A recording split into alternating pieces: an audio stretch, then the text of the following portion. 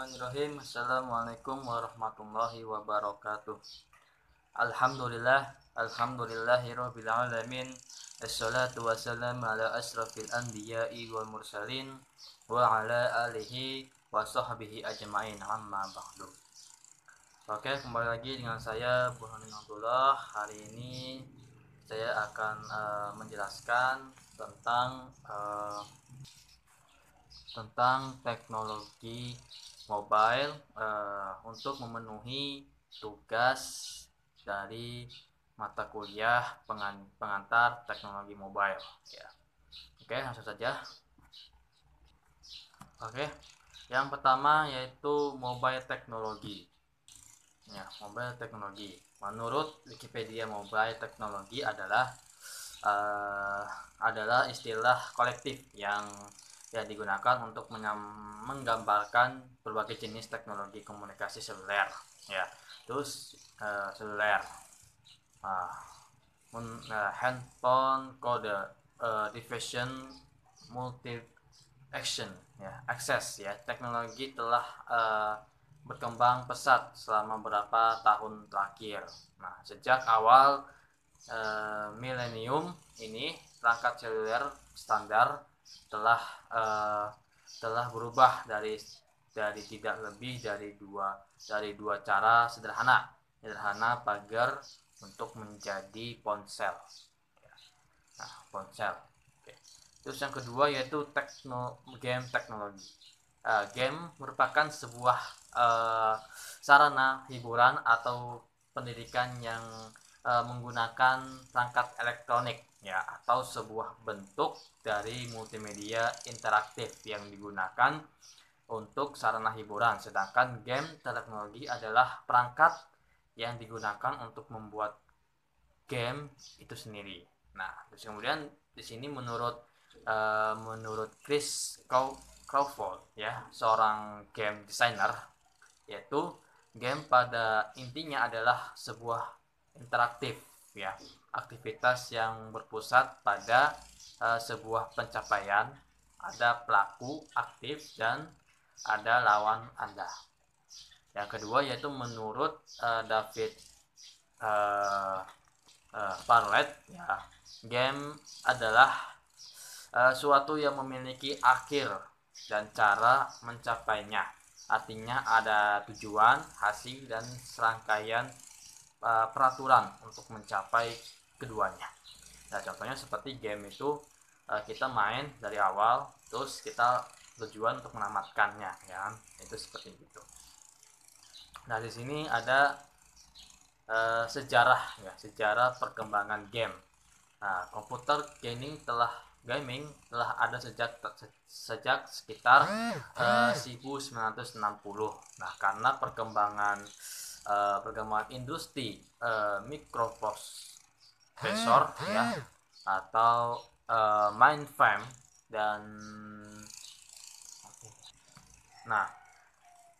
karena perkembangan industri mikroprosesor, mainframe dan juga mini komputer, salah satu game komputer pertama dikembangkan pada tahun 1961 ketika siswa MIT Martin Gage dan Alan Kotok ya, dengan memperkerjakan Steve Russell menghasilkan Space War atau pada komputer mainframe. Ini generasi pertama PC game, biasanya seperti text adventure atau interactive fiction ya, yang mana pemain berkomunikasi dengan komputer melalui input pada memakai keyboard ya.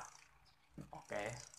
Kemudian klasifikasi game ya, di Entertainment Software Rating Board atau disingkat ASRB adalah sebuah organisasi regulator mandiri yang menilai permainan video, panduan pengiklanan prinsip privasi online, pemakaian video dan software, hubungan hiburan lainnya di Kanada dan Amerika Serikat. Nah, di sini ada beberapa simbol dari klasifikasi game. Yang pertama dari sini Agent Kiss Home, yaitu yang ada gambar C-nya ya di gamenya itu. dan memiliki isi yang mungkin cocok untuk usia 3 atau lebih tua ya, 3 tahun ya. Nah, terus kemudian Everion yang ada gambar E-nya tuh ya, itu untuk khusus 6 tahun atau lebih ya, 6 tahun ke atas ya. Terus yang Everion 10 Plus yaitu untuk 10 tahun ke atas. Kemudian Teen 13 tahun ke atas itu khusus 13 tahun ke atas ya. Terus kemudian Mature 17 tahun ke atas.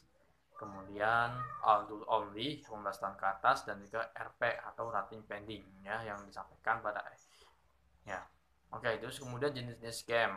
Di sini ada simulasi yang contohnya itu permainan yang termasuk dalam game simulasi adalah simulasi konstruksi dan manajemen, simulasi kendaraan seperti yang diterapkan pada permainan balapan, perang, luar angkasa, dan juga mecha. Di sini yang kedua edukasi, ya contohnya seperti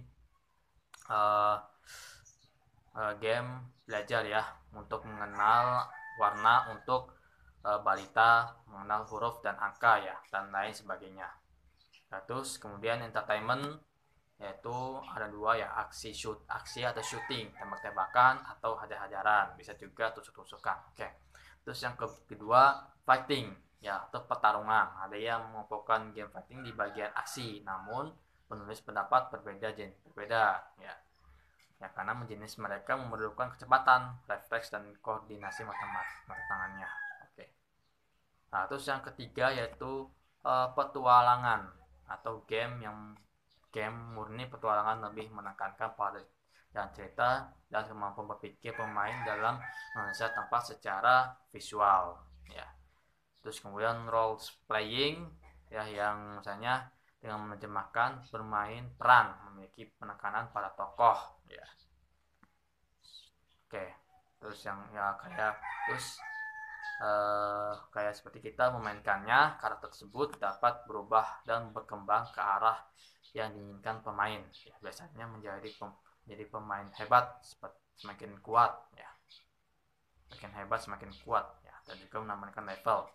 Nah, terus yang ke casual games, sesuai dengan namanya, game yang casual itu tidak berkompleks mainnya, relax dan sangat mudah untuk dipelajari, seperti emang kayak puzzle ya, mudah ya, sederhana.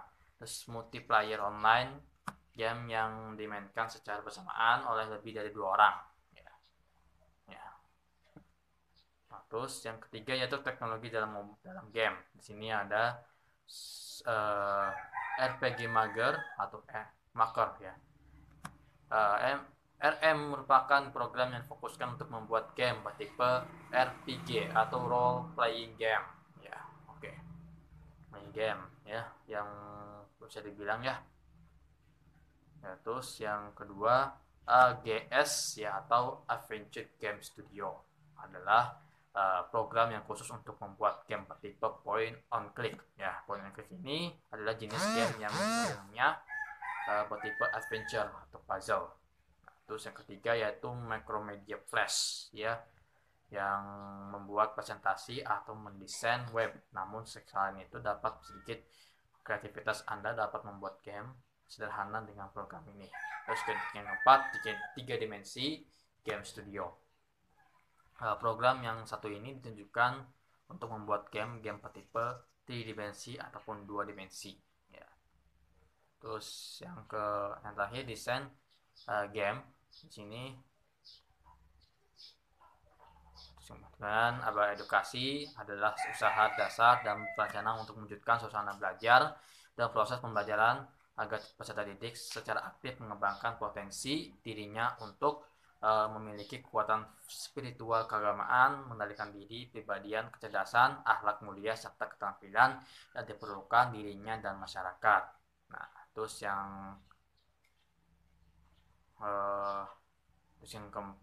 aplikasi berasal dari kata application yang artinya penerapan, penggunaan atau lamaran. Tetapi secara istilah, aplikasi merupakan sebuah proses di mana keperluan menggunakan dirubah di dalam bentuk paket, perangkat lunak, dan atau di dalam spesifikasi pada komputer yang berdasarkan dengan sistem komunikasi informasi. Nah, terus di sini ada alat bantu perencanaan aplikasi. Dalam yang pertama itu flowchart, ya menurut Wikipedia atau flowchart atau di diagram alir merupakan sebuah diagram dengan simbol-simbol grafis yang mengatakan aliran algoritma atau proses yang menampilkan langkah-langkah yang disimbolkan untuk dalam bentuk kotak ya. Nah, terus yang kedua mobile phone, telepon genggam, arti singkat ya, telegram, seringnya disebut handphone, disingkat HP atau disebut pula sebagai telepon seluler ya. Adalah perangkat telekomunikasi elektronik yang mempunyai kemampuan dasar yang sama dengan telepon konvensional polosan tetap. Terus Macromedia Flash ya adalah software untuk membuat animasi yang biasanya digunakan untuk berbagai keperluan ya, di internet, misalnya untuk membuat situs, banner iklan, logo, dan yang beranimasi serta animasi pelengkap lainnya. Oke.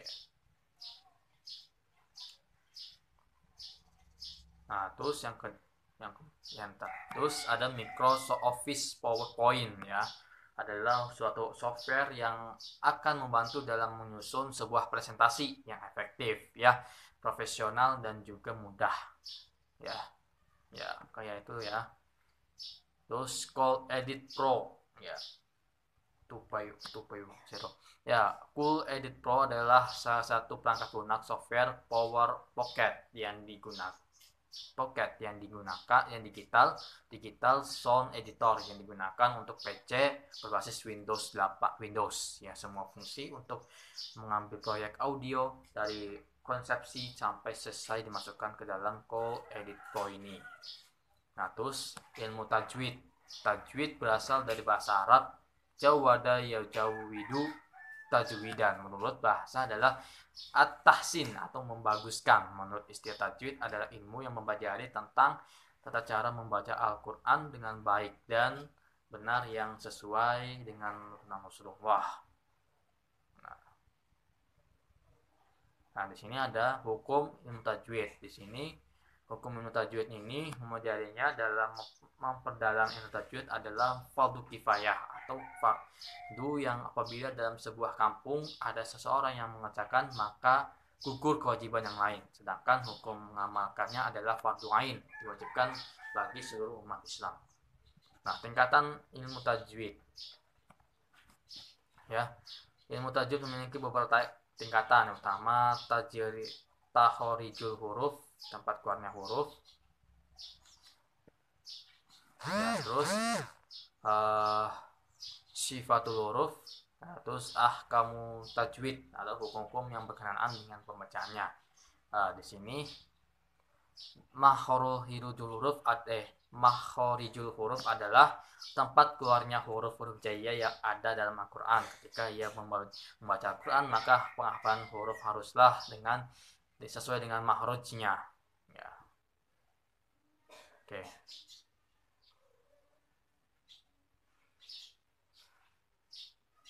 Oke, itu saja yang saya sampaikan. Sekurang-kurangnya minta maaf. Sekali lagi, bila topik hidayah. Wassalamualaikum warahmatullahi wabarakatuh.